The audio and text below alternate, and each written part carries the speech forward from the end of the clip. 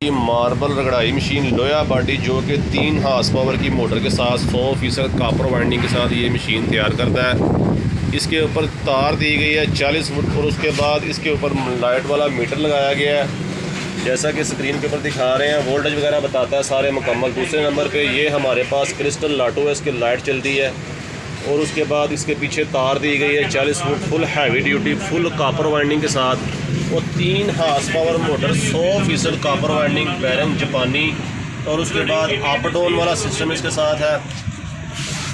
जैसा कि ये इसकी 3-4 किस्म की चालें हैं।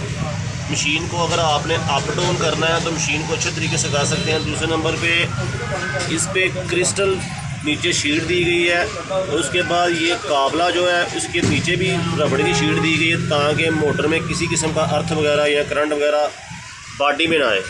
ये माशाल्लाह मशीन तो बहुत हैवी ड्यूटी है, ठीक है। और दूसरा ये कि मैंने उठाया इसको, बहुत हैवी ड्यूटी है माशाल्लाह। मशीन बहुत अच्छी है और 12 इंच का जो है ना इसका चक्का है, ठीक है। और बहुत ही अच्छी मुझे पसंद आई है, ठीक है। अभी बाइक से लेकर जा रहा हूँ।